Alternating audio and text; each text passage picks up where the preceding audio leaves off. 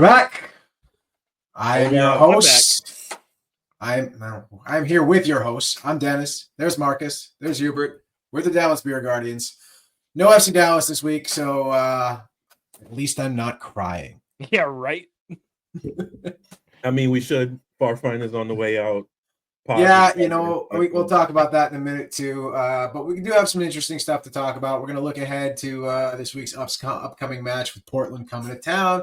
We'll talk a little bit about what our tailgate plan is going to look like up there. Spoiler alert, we have no tailgate plan yet. It's early in the week. We'll finalize that later. But we'll talk about a little bit about what's going on around the soccer world. We got a Women's Euro final that happened. We've got the Copa America final that happened. We got NWSL is back on their off their break. So we'll talk a little bit about that for a minute.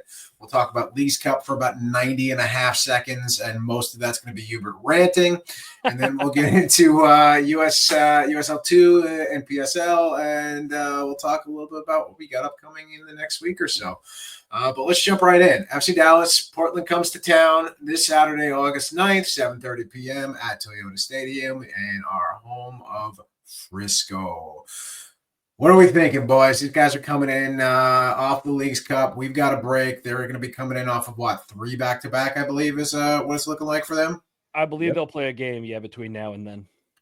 So, yeah, it should be look, there's no reason that we – on paper, there's no reason we shouldn't beat them when they come to town off of especially since we've had such a nice layover. But let's get after it. What are you guys thinking?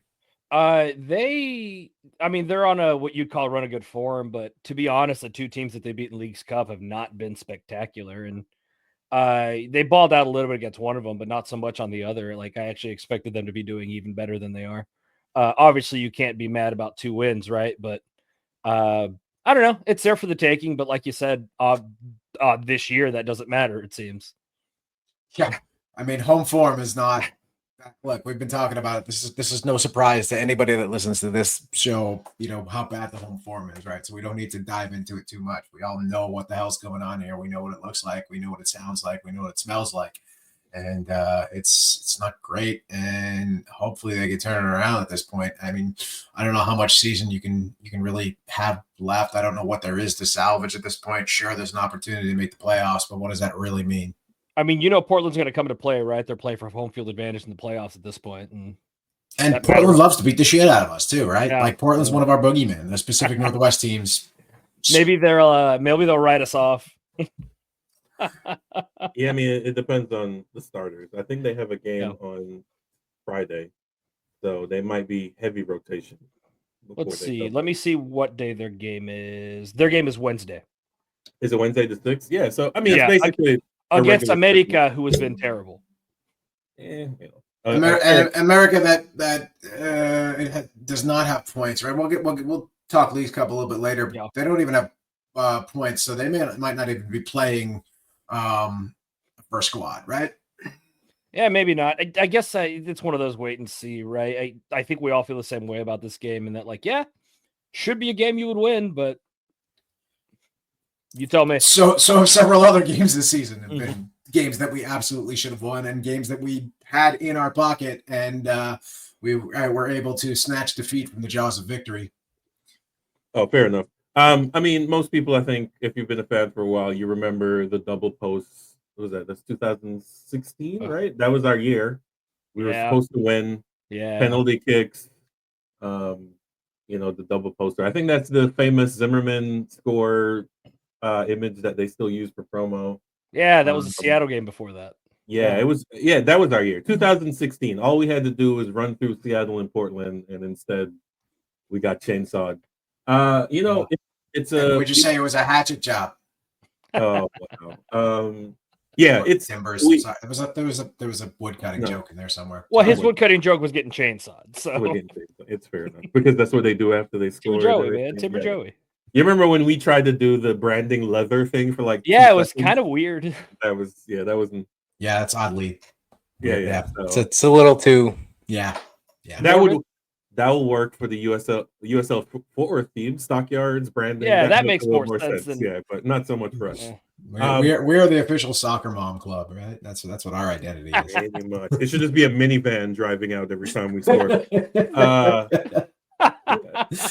Minivan on the tollway. That's the official. Pretty much. Our shirt sponsor should be NTTA. It's like, hey, the only way to get here honestly is a tollway. Yeah, we got a break. We needed it badly. I needed it. I feel like we actually the fans needed it. I do feel like my soul recovered a little bit. Yeah. I mean, I try to disconnect a little bit from FC Dallas. So we had this conversation with one of the other supporters group in leadership, and they were like, "Man, I was driving home the other day and I just started crying." And I'm like, "Yeah." At that point, it's time to relax and take a breather. We all love this team, but let's not be so connected that it affects you that much emotionally. Now they could have just been hyperbole, right? It's just been, but it has been so emotional. Well, games that we were ahead, we lost. Games that we should have won, we lost. I mean, I've never left the stadium pissed off more times than I have this year. That's what I'm saying. And we've had worse years. That's the thing about it. We've had years, was it 21, 22? Was terrible. Adding the tollway construction that's been going on. And yes, I have cried on the way home several times this season. Yeah, it's just, that's crazy. And then, I just notified 45 minutes to get from Toyota Stadium to the Star. It's not been that bad. You got to take the back routes. But no, either way. So while we're talking about this, I did want to bring up, there's not really anything to talk about. We've been off. We have a tailgate. You mentioned Marco Farfan. Farfan's on his way out. Well, he's gone. He's down in. He was seen today practicing with Tigres. So, I think they got 2 million was a reported number. And yeah, that's a hell of a number for us to get. But I think that just tells you how much more the Mexican clubs can spend. Yeah, that's for a rotation player. That was going to be my point right there. Yeah. Starter. Who's the rotation? For them, I mean. Oh, okay. I was just like, he's the starter here. So I was gonna check. Shout out to Third Degree. Everybody subscribe, love those guys. So apparently we had 2 players depart. Victor Darwin. I have no idea who that is. Leo Chu's also gone. We got in Chris Kappas and Deason, the Asian, and Jacob Jackson. And you're excused for missing that because superstar Jacob Jackson. Yeah. And then obviously Farfan is not quite pen to paper yet, but there's that. I mean, so here's the thing. I'm looking at the transfer. Oh, Farfan is pen to paper. Farfan is in Mexico practicing. There's video. Oh, he already flew down? Yeah, he's down there. He's in uniform. They got. He's not in Mexico though. He's wherever. No, he's wherever they're camped. I'm sorry, but he's with the club and he is camped with them and he's training with them as of today. Well, no. So here's the thing. I have to ask Hubert this: who did they have to pay? Who had his discovery rights? I hear that's a thing. That if you want to sign someone, you have to get their discovery rights, even though they've never played for you or played in your league or went to your academy. I don't know, the Sinaloa cartel, something like Probably, that. Maybe. It's just, oh my God. Yeah, and that's a side note. Marco's from LA, isn't he? Didn't he grow up in LA? Yeah, I think LAFC. I think he's an LA guy. Yeah. So we had to pay AV Alta, I think. Oh, and that means his first game for Tigres might be against LAFC. That would be beautiful. Going back home. So that's it. And then we got a call up from Martin Paz. He's going to Indonesia. They actually might qualify, which is actually that's ridiculous. Awesome. Yeah. That is going to be a lot of fun. And I hope for hope's sake that if Indonesia gets a draw, if they do, I hope they get the Dallas draw. I would love to see the Indonesian fans come to town and hang with us and just come out and support Paz. I would love to see one of those games here. I mean, I'm definitely not going to get to watch Mexico or the U.S. with the way prices are going to go. So I'm just going to bank on Indonesia. Right. I mean, if Jamaica qualifies, I'm traveling. It'll be a rough year next year. I mean, there's a group that's Caribbean only, right? No. Well, no. Our group, we're playing. We're going to qualify. I'm saying that sarcastically. We're playing Trinidad. We're playing Trinidad, Curacao, and another small country. Hey, don't sleep Well, don't sleep on Dante Sealy in the Trinidad and Tobago. I was going to group, okay? reassure you, Marcus, that I'm No. pretty sure you're going to make it, but you clearly believe that. We need 2 wins and not to lose a game, and we qualify. We Dante can Sealy is definitely gonna make that up. destroy your hopes and dreams again. No, I'm sorry. We're not the Dante. U.S. We don't go there, and we're not Michael Bradley in the U.S. team that goes there and like, oh, there's puddle. How dare we even play them? How and can then I play on a proceed to puddle? lose. How can I play Yeah. on this That terrible is field? that is American arrogance, and Big luckily, words from a guy that played in Toronto. That's a fact. Garbage field.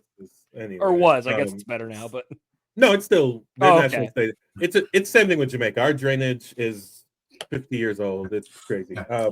Folks, by the way, if you haven't been able to tell, no FC Dallas game this week, so we're just gonna rant. Like we're just gonna talk about whatever. Like we're just gonna be here. This is gonna be just a fun episode. I little Irish coffee too. So hey, no heads up. I didn't realize this was that kind of party. My bad. Damn.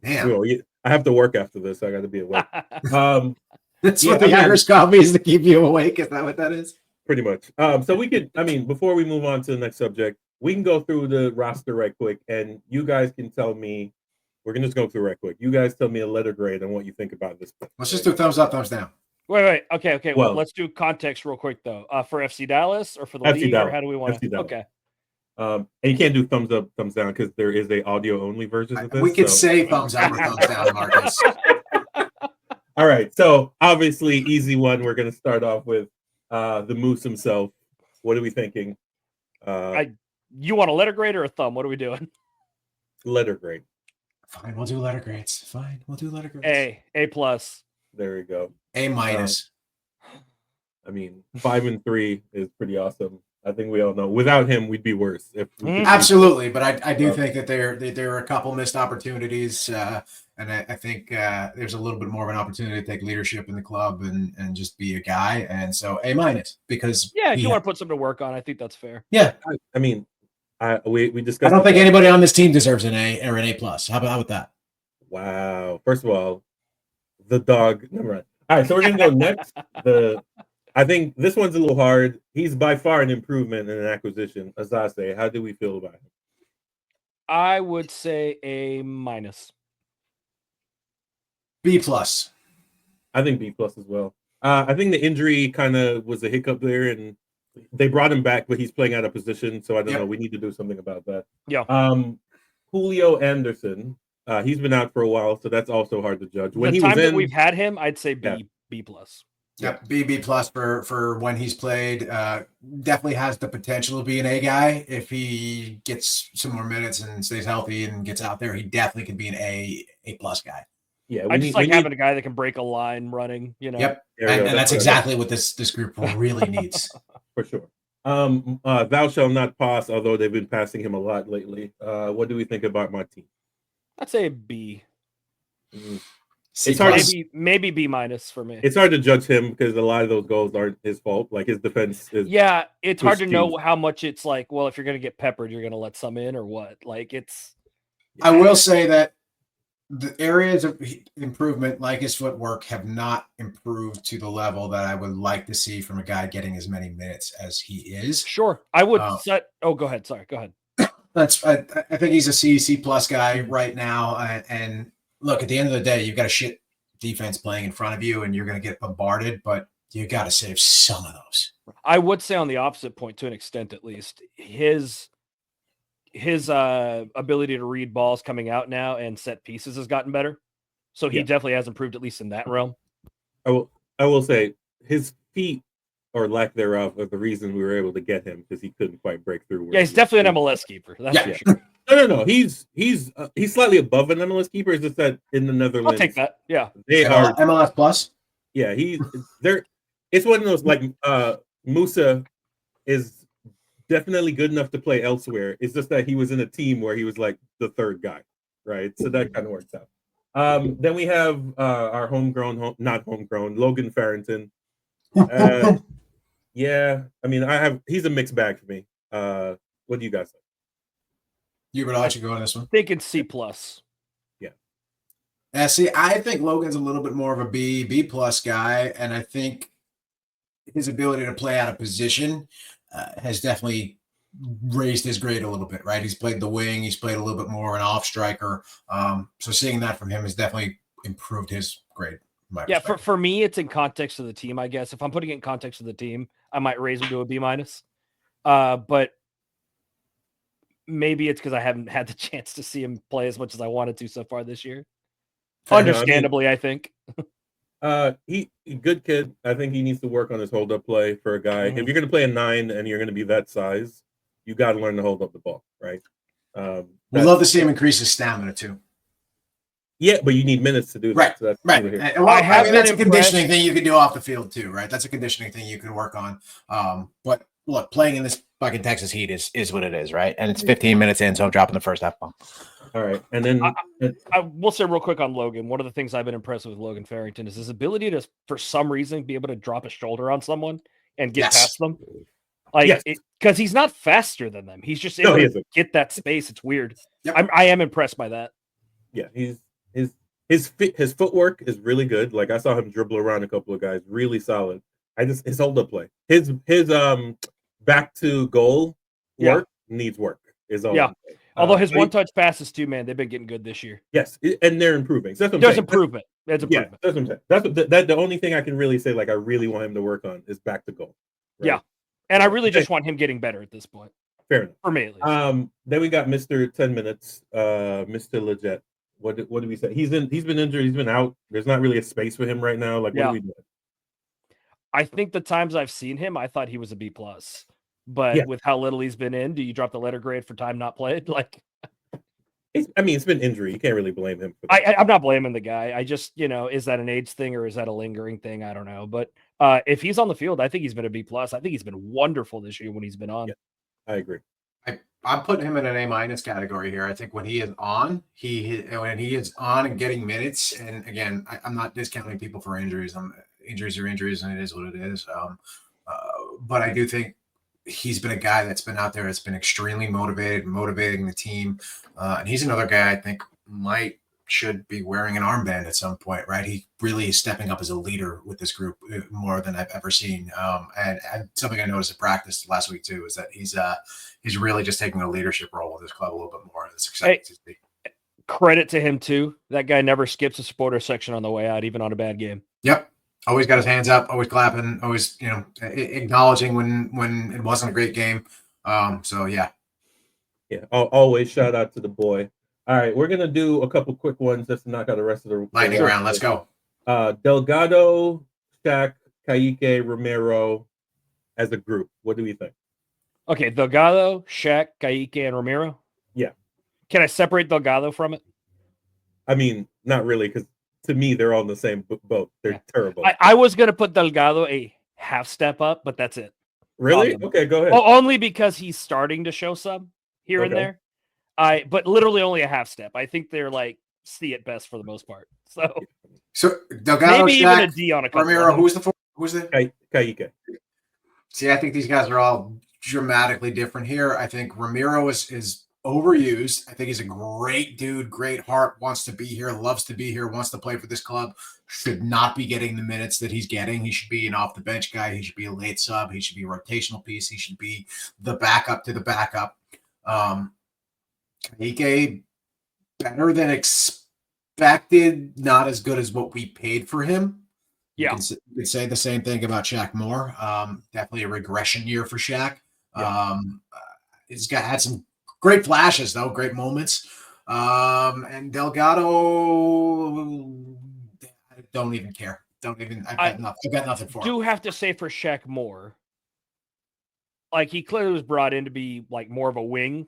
Like flying wing back, and I think he's shown that at least a few times this year. But I agree, he's turned off a few really dumb times.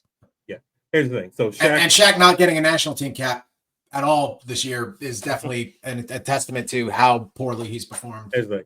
We got Shaq for free, and now we know why. Romero's too old. Kaique is not ready, and who else did I say? Delgado is not playing in the right position, which means he's not playing well. All right, we're gonna do center backs. Ibi, Abubakar, and Alvaro. What are we giving those guys? Dennis, you go first this time. Although Alvaro, we're gonna grade the curve. Obviously, young kid just getting in, but the two veterans, obviously. F, D minus, C plus plus.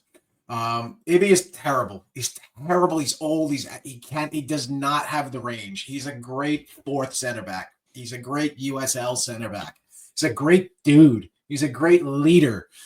He's a vocal leader. He's a guy I'd go out and have a beer with. He's a guy I'd invite to the tailgate. It's not a guy I want starting 30 games at center back. Abubakar, great backup piece, great rotational piece. Has some flashes, has some moments, has not really gotten really quality starts, has had some really, really cool moments, some really great defensive plays. Alvaro, a lot of potential, a lot of heart. TBD. Yeah, clearly a development piece still, though. Yeah. And which, young. Like, I get. And we got him for nothing. I wish I wasn't considering, maybe we should just start the guy. I mean, if we hit a point where we're not going to qualify for the playoffs, just start him the rest of the year. As far as I'm concerned, yeah. I think I agree with Dennis's grades at that point. Okay, Kaludi, the backup goalkeeper. Kaludi.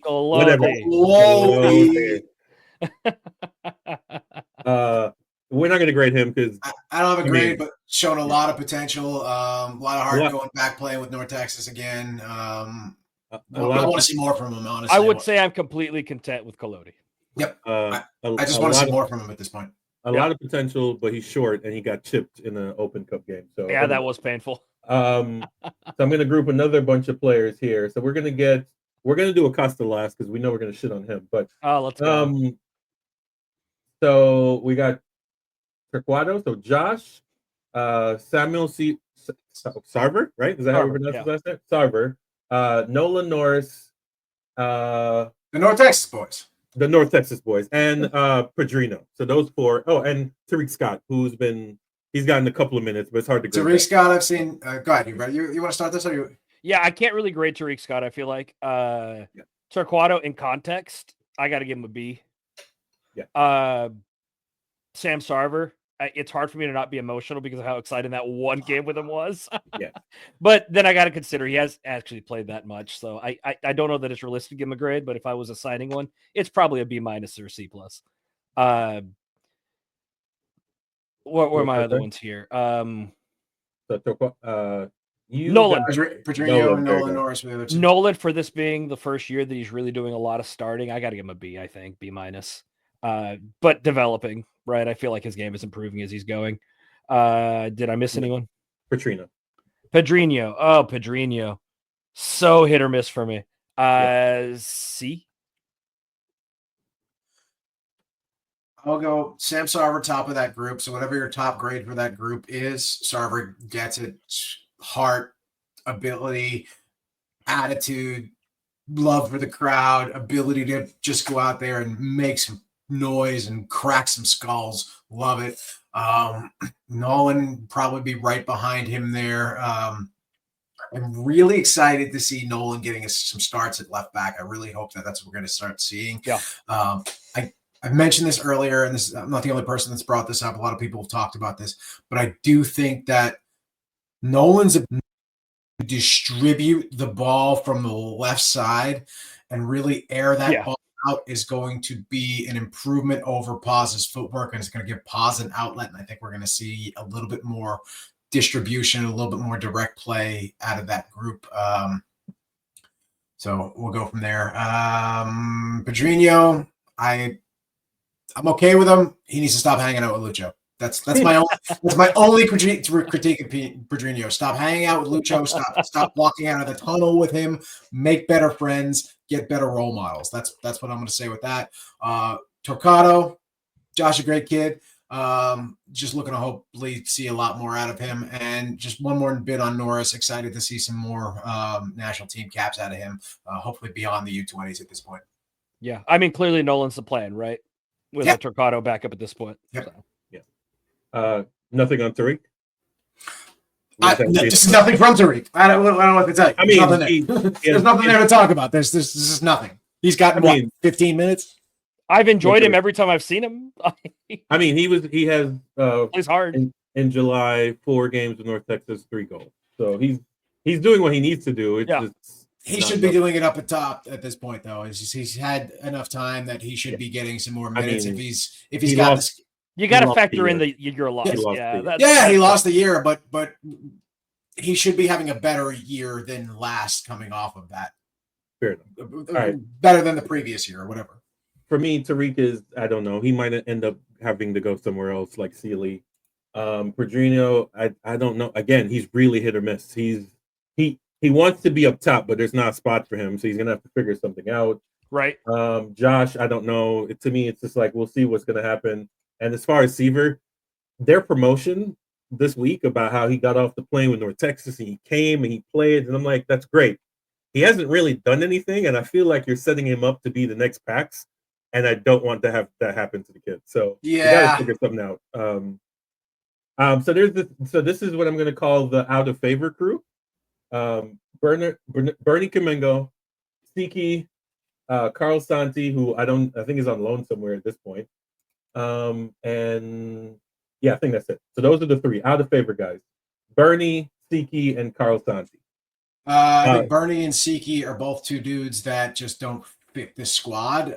Bernie's definitely regressed a little bit over the past year and a half, and I still blame a lot of that on Nico, but I think Bernie is he's regressed, and I think Bernie needs a year elsewhere at this point if he's going to really recoup some of his abilities. And Siki too. Siki's another guy that just like needs to play at position, and he just doesn't fit the current squad. Yeah. Sending him to North Texas to me, I mean, they won, he played well, but that was for a trophy. That was to put something in the trophy case. That's all. Yeah, you know. So, but that's why I call it the out of favor crew. It's like they're good enough to play. They're just not fitting here. On the Sam Sarver thing, I think that just tells you how desperate the team is for content right now because of the performance of the team so far, and also just like the fan reaction to them. Like they need everything they can from the fans right now. Fair. But anyway, Bernie, same place as Dennis is on that. Clearly, just regressed, and the league has figured him out. He wasn't that hard to figure out, right? I don't think he's contributed enough to first team for me to give him a good grade. I think he's been like a D. And as far as Siki, man, I know me and Marcus both love Siki, so it sucks to see him kind of fall out. At this point, I think they just treat him like a warm body. Yeah, I mean, he's the guy they put in training because they need a guy, but his contract's done at the end of the year, so he'll go somewhere else. I hope he goes somewhere and becomes a good piece because, I do think he's a good piece. He's got the energy going forward, and if you don't give him defensive responsibilities, he's worth having around. Yeah, here's the thing: there are 10 USL clubs coming up next year. He'll find a job. He'll be perfect for one of them. I would love Siki in USL just as a little engine up front. Yeah, he'll find a job. So, I hope so, and I hope he balls out. And I hope he knocks us out of the Open Cup next year. Right.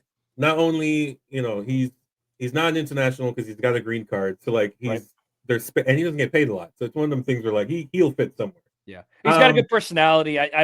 There's nothing negative about the dude, I feel like, as far as like personality and all that is concerned. That's why the reason he keeps getting pulled back on option years is because he doesn't get paid a lot and he's a good teammate. That's how you get really long careers. It's a good roster piece. Yeah, absolutely. Lastly, Chris Kappas, quick note on him, and then y'all can ball out on Lucho on your opinion. Chris Kappas. I'm excited to see how this goes. I think it was weird that they started him at left back game. Not started, out of position. Left wing back, no less. That was weird. I was higher on his performance that game than a lot of people were, but mainly because I thought just he didn't really fuck it up. Was really where I was at. That's a low bar. And maybe that's the year, right, that we're having. I was like, well, he didn't mess it up, so great debut. I don't know. I'll reserve judgment until he plays an actual position for himself. Yeah, I haven't seen any minutes out of Kappas to really just mean anything. I will say practice last week. Check out our YouTube short / our Twitter post where I reviewed practice. Plug that away. But I will say he was out there after practice wrapped. He was out there just working on his finishing. Not that it was great finishing. Not much to say there. All right. And then the elephant in the room. I know Dennis would rather have had Evander, and it is what it is, but we've got to give him an F just based on expectations, in my opinion. Right. Performance on the field is what, five goals, 1 assist. That's not enough. Look, we were talking about Rodman earlier. You can act dramatic like Rodman if you put up stats like Rodman. Are you saying you can fly in from Vegas at 2 a.m. and then play that's at 7 p.m.? You can go hang out all night in LA. Or I'll put up with it. I'll put up with it. You can go close down the Spearmint Rhino in LA if you want. There's a Spearmint Rhino in Dallas. There's one. There's like 5 of them now. It's a franchise. It's like a McDonald's of titty bars.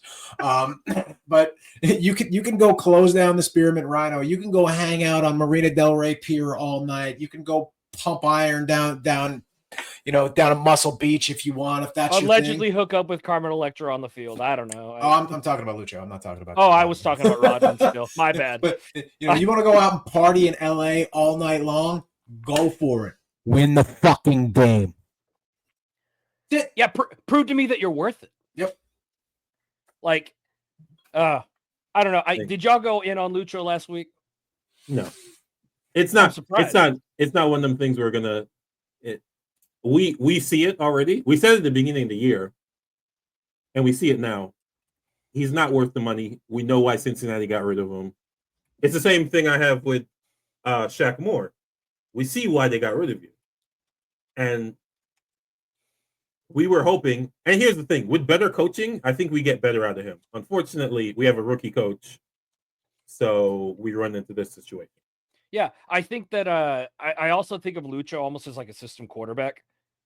Like if you set him up with the right team around him, like he's still going to give the ball away like 7 out of 10 times, right? But hey, Tom Brady was the system quarterback, okay? He was the system, but yeah. Look, without even debating that, if that's true, you put the right system around him, and he won how many Super Bowls? 6. So, like, I think you put the right setup around Lucho where he can give the ball away a ton, and there's literally no defensive pressure or anything like that. Yeah, sure, he can ball out, and like all of his mistakes and like weird choices on dribbles work out, but that's not this team. Yeah, no, I feel you. Like I said, he's acting like a Latin American player who came here the first year, and they're used to the beautiful game where they're bouncing the ball around and it's not physical. But you've been here for a while. Are you trying to tell me South American football is not physical? I said it's a beautiful game. They do get physical, but it's still a lot of. Have you watched the CONMEBOL game? No, I have, but it's still the beautiful game, right? It's beautiful, but it's also fucking deadly. I know. That's why Neymar is having an absolute runnings for his life down there. But yeah, so all right. So I guess we could, before we move on to the women's Euros and COPA, final grade for the team as a whole so far. Oh boy, who wants to go B-. Fair enough. I'm giving this, a D straight up. There we go. That works for me. We are barely passing, and at this rate, we're probably maybe going to get our shit together in the next couple of weeks and flirt with the playoff line. And no matter what happens, it's not going to be great, right? Like, we're not going to bottom out. I don't think this team is bottoming out, and I don't think they're bad enough to bottom out. It helps that there's way worse teams happening right now. Right. Also, yeah. Let's put it this way. Shocking. If I was a student taking, or if FC Dallas was a student taking their SATs, I would definitely have a state school as my backup plan.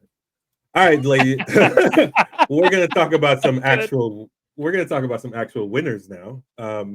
So the cup is going home again, but not with the men's team because they're never gonna win anything. Shout out to Harry Kane.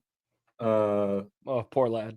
I know, right? So we're going to talk about the UEFA Women's Euros 2025, and I'm going to let Hubert say this particular part, the Copa America.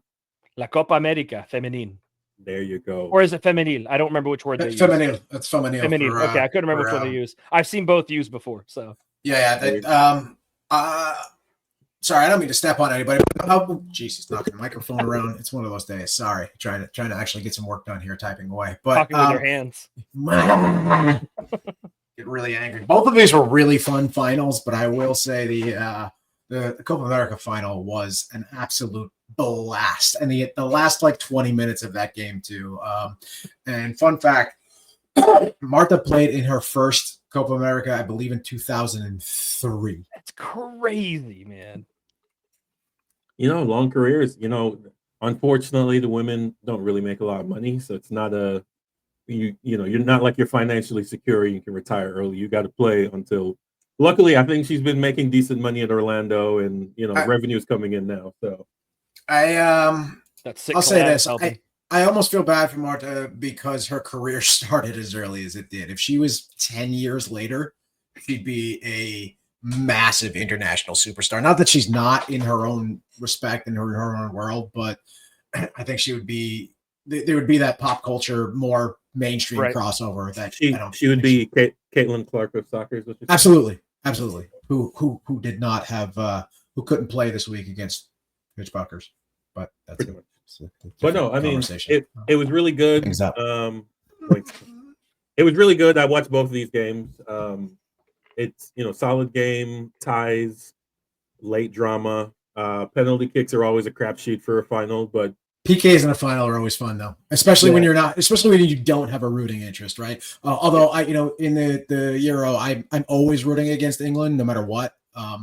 That's in sports, that's in finance, that's I'm always rooting against England. But when you don't have a true rooting interest in these games, when they come down to PKs, it is just exhilarating. Mm-hmm. I agree. I mean, it's what else can we really say? It's great for women's sports. It's really solid. I want other teams besides the US women's national team to be good so that it can make the women's World Cup better. Yeah, and it's exciting. It's going that way. It's awesome. Yeah, because for the last couple of things, it's just been a foregone conclusion. Yeah. Carly Lloyd is going to get another trophy, and we're going to keep it moving. And it's obvious now that that's not they might still end up winning, but it's no longer a foregone conclusion, and that's what we really need in any sport.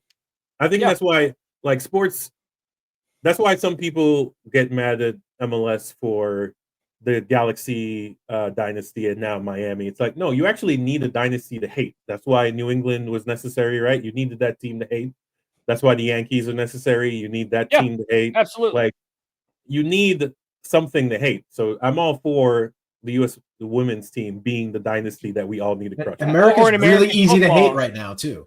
Or in American football, you got the Cowboys who win and wait. Never mind. That's not. This has been 40 years. Yeah. You can hate them anyways. Anyway, sorry. I do. Yeah, man. It's just pretty awesome, and I think 2031 World Cup is here. Correct? North America. Off the top of my head, I thought it was. We have a women's World Cup coming up, but I don't know which one. It might be 31. I think it was 31 is us, but yeah, no. We have one. England has one. I don't know which order they're in, but we're getting one soon.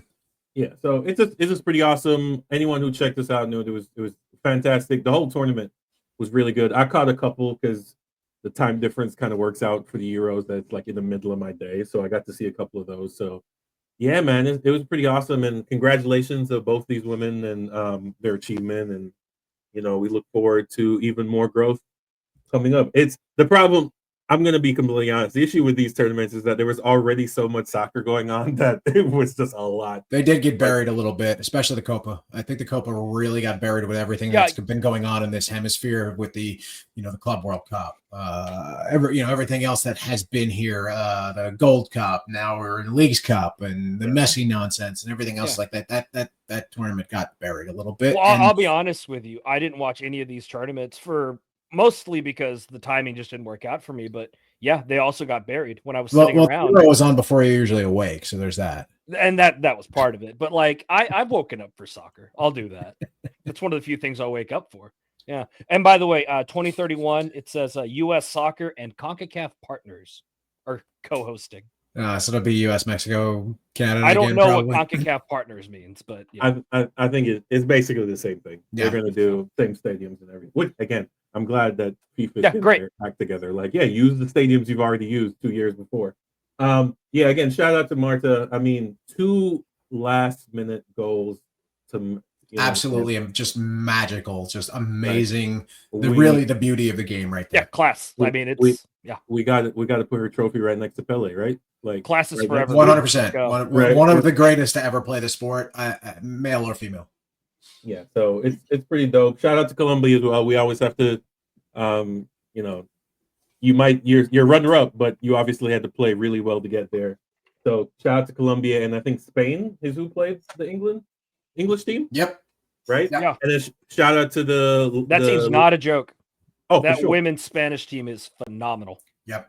I mean, they were a joke. They lost. Anyways, shout out. I honestly, I was waiting to find out that we were going to have Spain win the men's and the women's. Like, oh man, they would burn that country down. Yeah, I don't know if I could have. I don't know if I could have dealt with that either. But again, watching. You think you root against England hard? Ask every Mexican American about rooting against Spain. Spain for sure. I will say Chloe Kelly definitely earned a fan in me here. Just her performance out there. But more than anything else, if you haven't seen the Jess Carter clip about what she's going to do after winning this and just go get proper drunk, I think that was the answer that she said. So go check that Jess Carter clip because she really earned a fan when she was interviewed. It's like the quote was like, "Jess, what's next for you after this?" She's like, "I'm going to go get proper drunk." Honorary beer guardian. Yes, one of us. She is English. You know they're gonna have a pint right after this. No, but as a side note, it was absolutely hilarious seeing all the heads explode in England when they're breaking viewership records, and then all the pontificators were saying, "Yeah, this is one of them things where like you got to be embarrassed if you're the men's team, right? Like." They've been rooting for you since '66, and all I have to say is to their men's team, first time.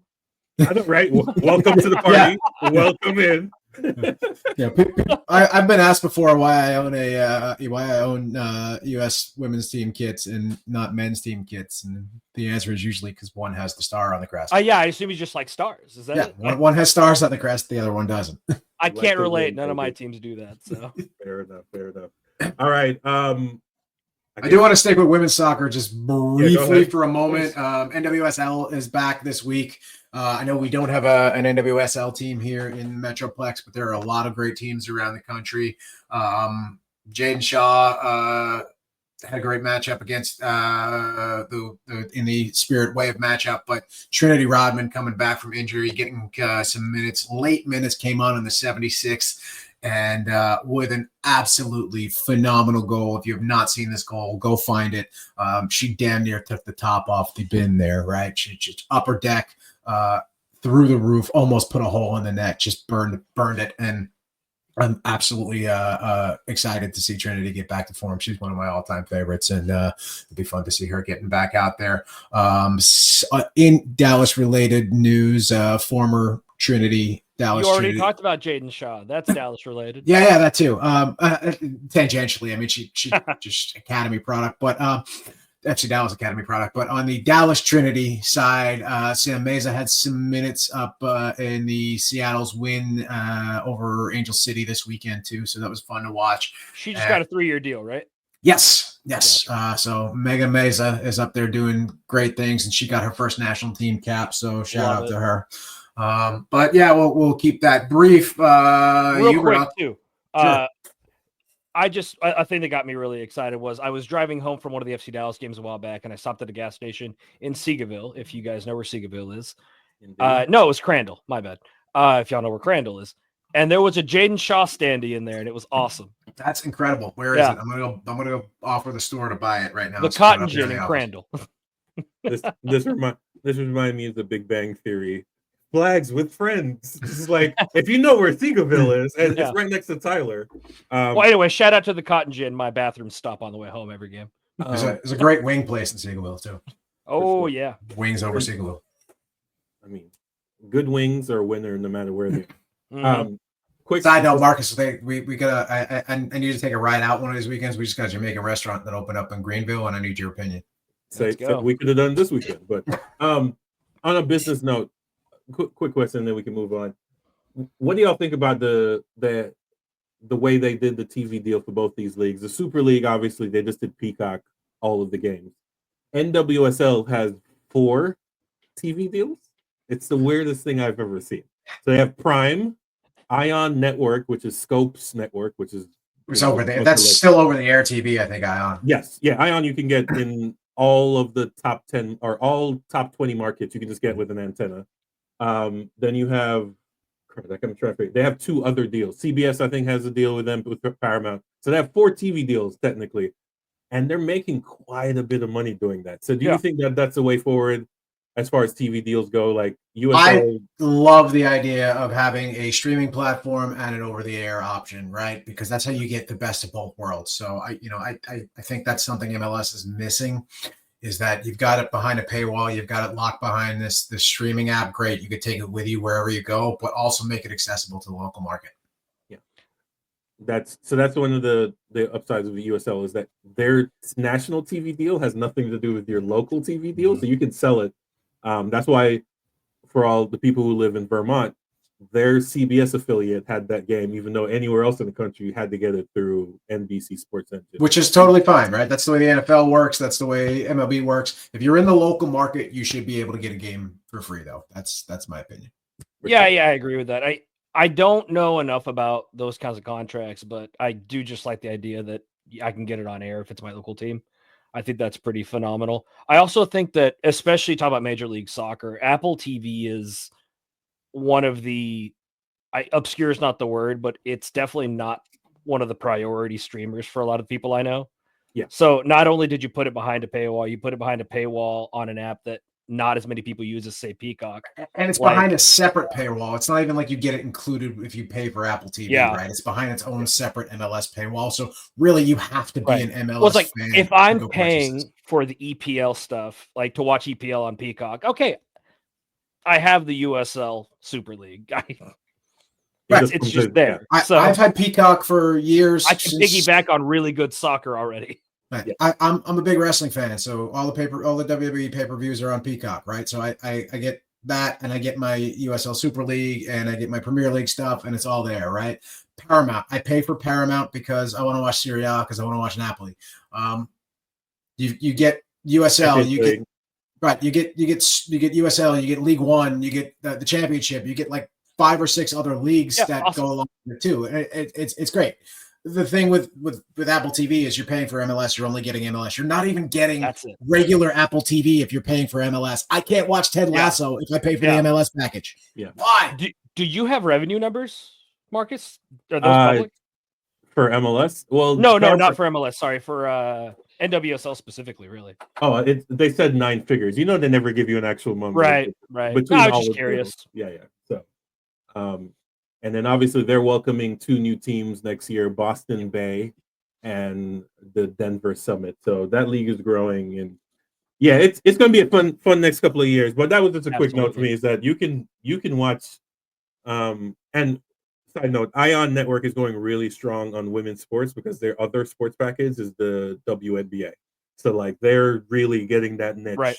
Because they run syndicated TV, so they just run reruns. So the only original Touched by an Angel, like on repeat all the time. Yeah, pretty much. So the only original Dr. Quinn, Medicine Woman. Hey, first of all, classic. Seventh Heaven, Dawson's Creek. You can get all the oldies but goodies. All the old WB programs. Yeah, but that's the only original program they have are these 2 sporting content. Wild, I didn't know that. Which works. So that's pretty dope. But that was just a side note. So we're going to talk about, we talked about all the soccer that happened this weekend. We're going to talk about the biggest game in the country. So much so that a sitting senator was at this game. It made national news everywhere.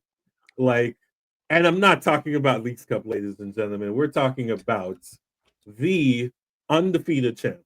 First of all, shout out the Green Mountain Boys, BHOYS, which comes from their roots as Celtic fans. Fun fact there, but shout out to the Green Mountain Boys for this incredible tifo. This is fucking hilarious. I love it's incredible, man. This is exactly what American soccer should be about. You want to emulate European soccer and like reference it and everything? That's the way to do it. This is exactly how you do it. This is incredible. Yeah, this is one of them like unique situations where again they have the sitting senator from Vermont and they have the guys who run Ben and Jerry's as backers. Like, this is just so fucking cool. awesome, right? It's just, yeah.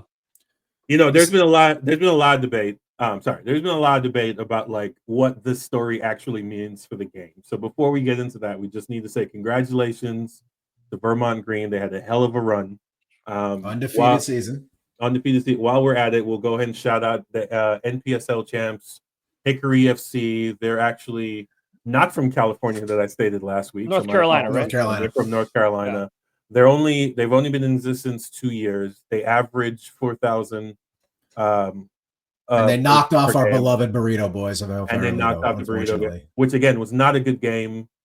I want to apologize. It was really not a good game. We got really good viewership. I think both of these games maxed out at like 17,000 unique views. Which the Vermont game had an incredible finish. It was absolutely unbelievable. What was it? 91st minute goal or something like that. And a banger, and then just jumping up on the folding chair. Finals energy. I love it. Finals energy. And I want to shout out Ballard FC. I have your sticker on one of my water bottles. I knew who you were before this game. Love you guys. Yeah, I mean, here's the thing. We go through cycles of like, we learned like the Burrito Boys a couple years ago, and then now they're just in the ethos of, they're going to do well in the Open Cup. Same thing with Vermont Green and Ballard. They were teams that were doing good numbers and they were doing well, but this, I think, piqued the interest of the soccer, actually some non-soccer fans in general. And then I want to talk about why that is here in a moment. But shout out to both these teams. Shout out to, winning local championships. Shout out to doing the legwork. Here's the thing. I think this is what Dallas Atletico is trying to do, which is why they're giving themselves a whole year.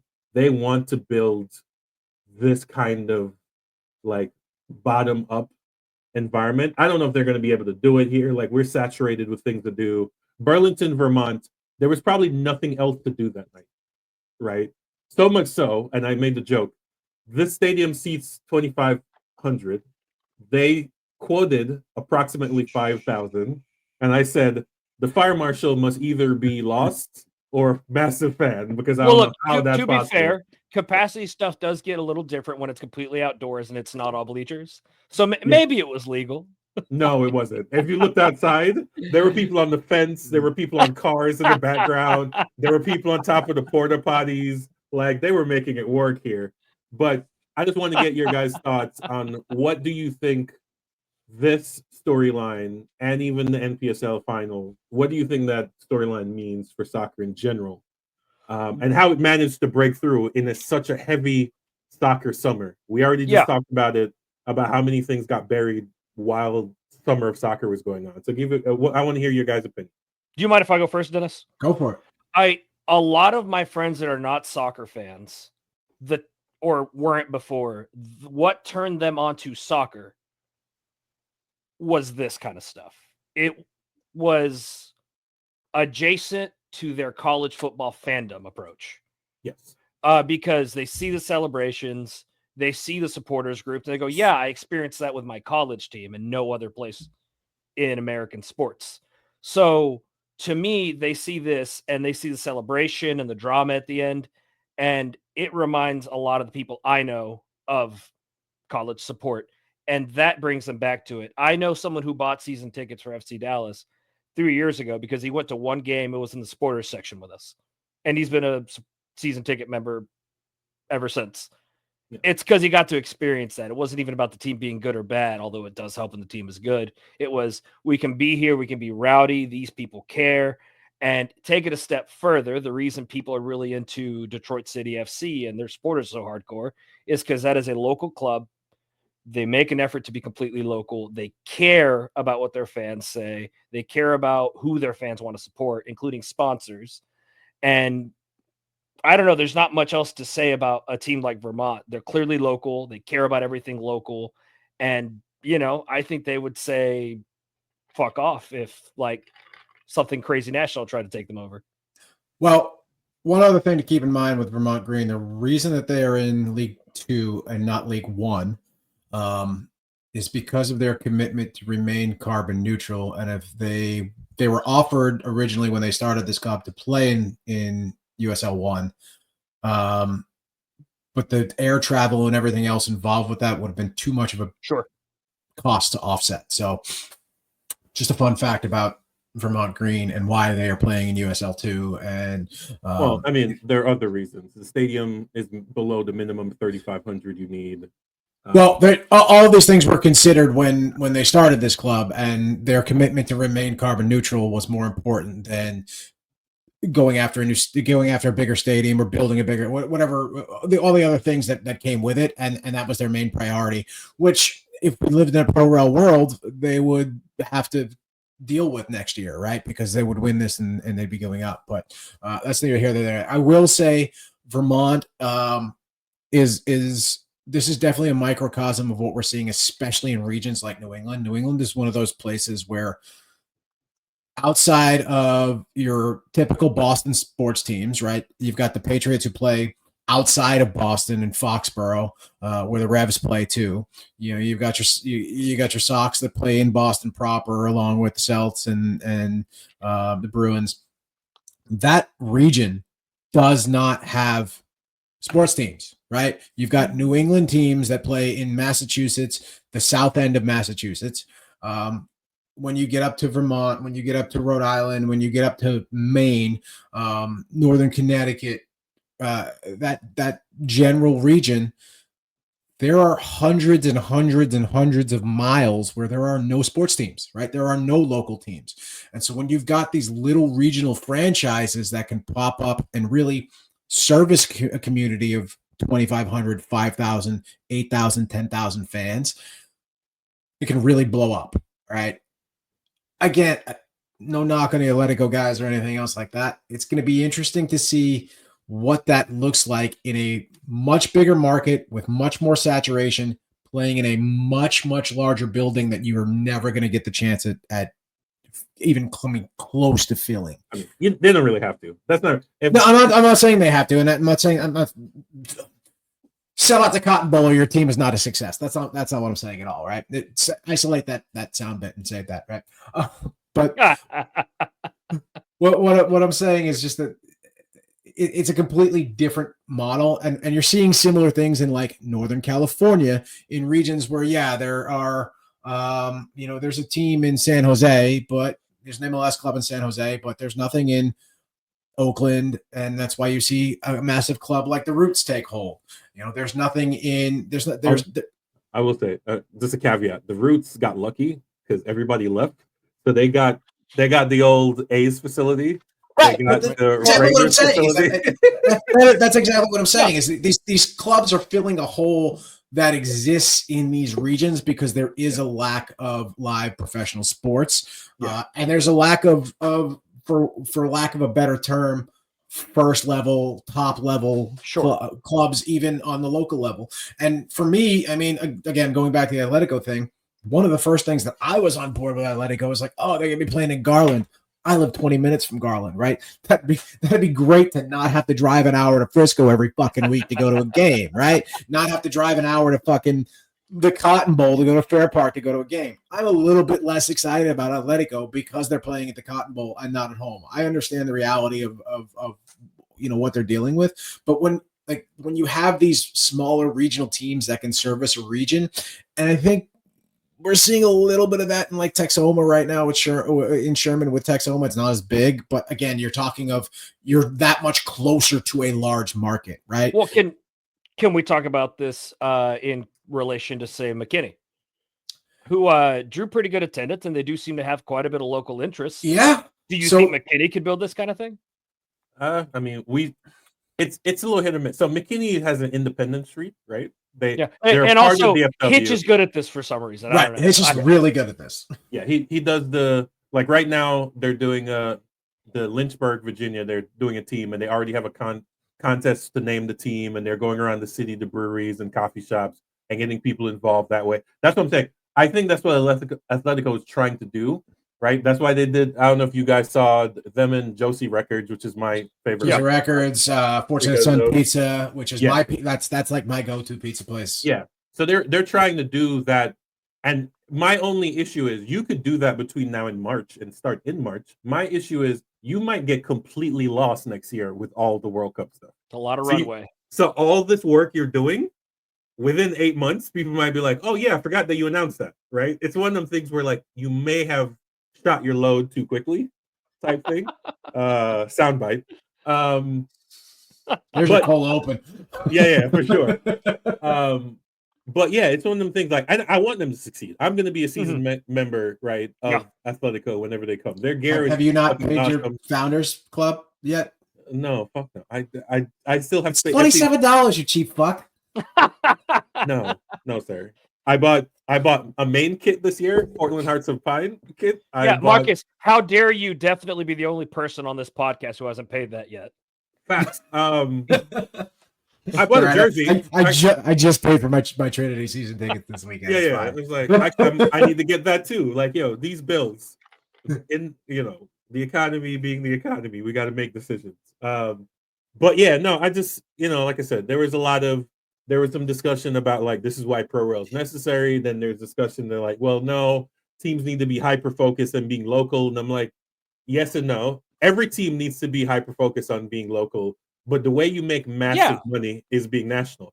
The reason the Cowboys play the Giants every fucking year, there's no reason for them to be in the same division. Yeah. But he knew Dallas is cool, but New York City is where it's at. So you have to make decisions like this. The reason this team broke through is because a senator showed up, and then he happens to be the most popular human being as far as politics goes besides the president.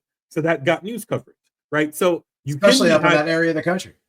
Well, to be honest, especially everywhere. Bernie is like he's our president we didn't deserve. But take Vermont and like 10x it to that.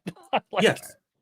And there are lots of states like that. What's a professional team in New Mexico, right? Hockey didn't work there, but they moved. Or in Arizona, right? Hockey didn't work there, so they moved. But hockey didn't work there because of bad ownership, not because of anything else. That was because of poor ownership that wanted to act like private equity. But like Connecticut has Hartford. And then the women's team just got sold for buku bucks, and then they're moving. Also, the greatest women's basketball team in professional college history. But yeah. Well, I mean, we're not talking about college. College is a different animal. Yeah, but college also draws, right? Big colleges, D1 schools also. When you're at this level of USL1, USL2, you're competing for your audience with D1 schools. Well, not USL2 because you play in the break. So it's the same players. That was one of the storylines, is that a kid that won the national soccer champions. You're still competing for dollars is what I'm talking about, right? Yeah, fair enough. You're still competing for market dollars, overall market dollars with D1 teams, right? So if you Lubbock Matadors at the end of the day, they're still competing with a D1 school being right near them, right? And so there's a balance there. But you're again, talking entertainment dollars at that point, right? Yeah, you're just general entertainment dollars, right? And so, going back to, there is a hole in regions like Vermont that can be filled with clubs like this. I don't want to harp on this too much longer. I know we have a lot. We were going to talk about Leagues Cup, but I don't think anybody gives a shit. But let's give Hubert 3 minutes to bitch about Juarez, please. Don't even give me 3 minutes. Yeah, just let me say that fuck you, Matt Miazga. You should have been red carded twice. And Juarez is doing okay, and I'm happy about that. At the beginning of the tournament, I think we saw Liga MX dominating, but it's kind of flipped into more middle ground now, and I think you're seeing Major League Soccer with a couple of more wins now. So that's been fun to watch, but I don't know, this new format's interesting. I like that it's always an MLS team against a Liga MX. Listen, I love this tournament, not at the expense of the Open Cup, but I love the concept of the tournament. Agree. I'm having fun with the format this year. 100%. It's crazy that this year you could win all 3 of your games and not make it to the knockouts, which is a whole other discussion that we don't need to get into. Yeah, I think the format's interesting, though. The format is definitely interesting, and I do love the idea of these leagues competing against each other. It would be nice to see this expanded at some point to maybe even include some of the Canadian Premier League. Is that what it's called? Yep. CPL. Yeah, be nice to see them include some CPL teams and maybe stretch this out as opposed to it being a window. Maybe do a group stage earlier in the season. I think what we all really want is to watch Club America play against Vermont Green. Yeah. Absolutely. No, actually, the biggest game next year will be Vermont Green Hearts of Pine. Friendly. Let's go. It's going to be an absolute shit show. Yes. The reason the Canadian Premier League isn't going to be in this is because this is some Soccer United marketing, and they're not a part of that. So if we Right. can't cycle Yeah. the money within, if we can't circle jerk ourselves to funnel the money within ourselves, that's not going to happen. So that's the reason the Open Cup is in the priorities, because we can't circle jerk ourselves, because the federation took the Open Cup back from that entity. So I totally ignore this league. I will continue to ignore this league. I'm hoping it fails like the predecessor to this. It's a bullshit tournament. I saw the promo. It's like 3 countries, 2 leagues, 1 champion. I'm like, what's the third country? And I totally forgot that MLS has 3 teams in Canada. So I guess you can count them. I was just like, oh shit, that blew my mind for like 5 seconds. It's in the summer of money grabs. This is the grabbiest of them all. I mean, this might be the only way Cruz Azul fans will see their club win something important. That's hilarious. Shout out to Seattle. That was a solid ass whooping. The only downside is that oh my god, Jesus, that was gonna win. That was an absolute fucking. I felt so bad for Zeus. Dude should have had a hat trick. Poor That's guy. a fact. Yeah, he was. Yeah, that was an absolute shit show. I can't believe that happened. Still. No, I mean, in all fairness, apparently someone did the research. They handed Seattle their biggest loss and MLS's biggest loss. They have an 8-0 Cruz Azul Seattle. So this is a little bit of a revenge. There we go. Okay. Fun fact. It's not quite 11 though. Like, I beat you 7, I beat you 11. So we'll keep it. As someone who follows Liga MX, Cruz Azul ain't shit right now. So tamper down a little bit on that one, but.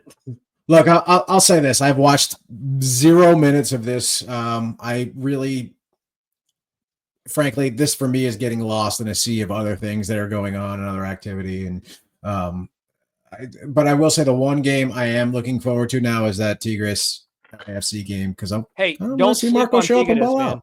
They got Angel Correa. Like, I don't know why people aren't talking about that enough. I thought you said Antonio Carrera. I mean, Antonio Carrera too, but yeah, Angel Correa. I mean, he balled out game 1 and it was awesome. I don't sleep on watching Tigres. I think Tigres are going to win the whole thing.